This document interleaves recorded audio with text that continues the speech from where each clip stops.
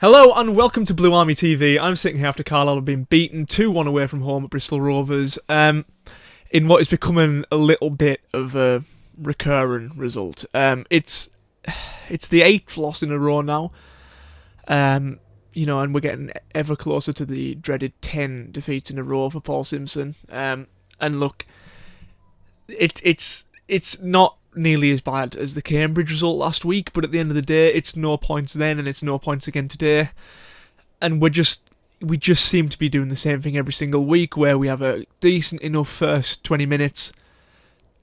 Maybe we'll score, maybe we won't. And then no matter what after that, we'll concede before half time and we'll always get beat in the second half. That just seems to be what happens every single week. Like, it was a little bit of an anomaly result at Cambridge where we got battered 4-0.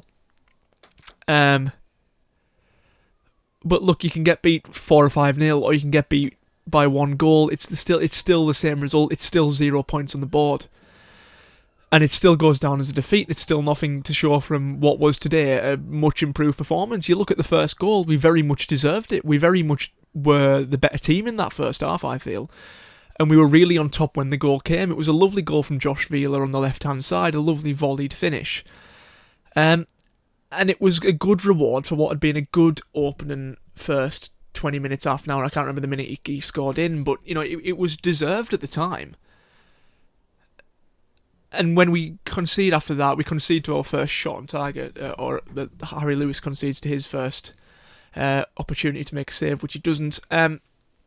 And look, and then after the second goal, our heads just seemed to drop.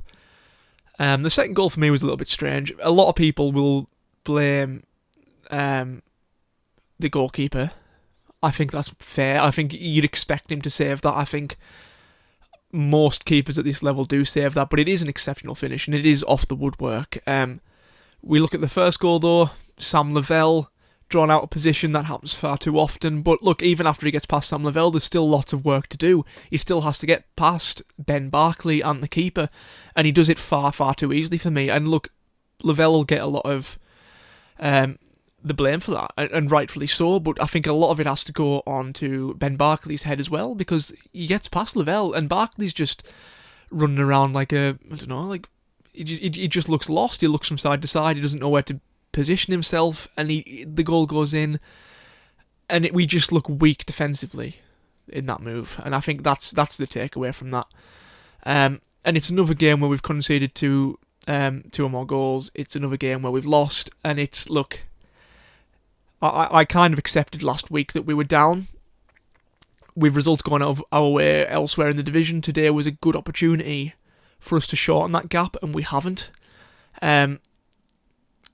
And we're just getting closer and closer until the inevitable day where we drop down into League 2 again. And that has to be the focus now, unfortunately. And look, with the way we played today, if we play like that against a League 2 team, I think we win convincingly. I think Josh Wheeler's, despite being a rather underwhelming signing when he came in, has been probably the better of the 8 or 9 that came in during January, by the looks of things. You could argue Luke Armstrong, or Harrison Neal even, is probably the more obvious answer, but he hasn't been as disappointing as what was expected of him. And to be honest with you, I think he's playing better than what Owen Moxon did before he left for Portsmouth, and he's starting games for them now. So if you look at the going down into League 2 midfield, you have Callum Guy coming back, you've got Harrison Neal, you've got Wheeler who's playing well. That's a very defensive midfield three, but you've also got the likes of Alfie McCallum, who have proved themselves in League 2. You've got Taylor Charters, who started today, who has proved that he can do it at that level.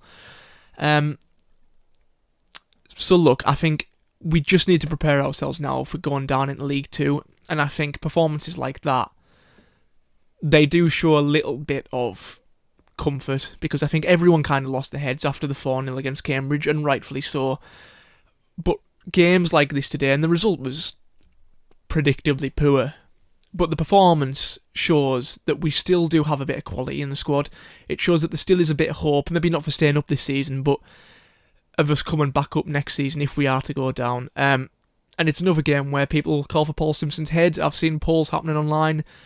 More people than not seem to want Paul Simpson to stay, from my own experience of talking to people and from what I've seen online. And I think no matter what people think, that's what's going to happen. and I think we're just going to have to prepare now for a season next year.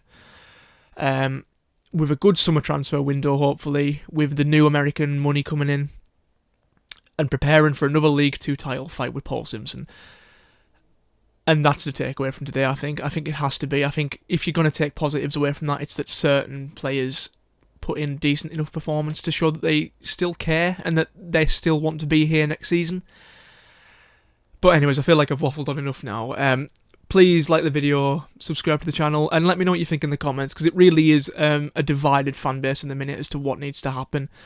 And I'm always interested to see how you guys feel about it. So yeah, in a bit.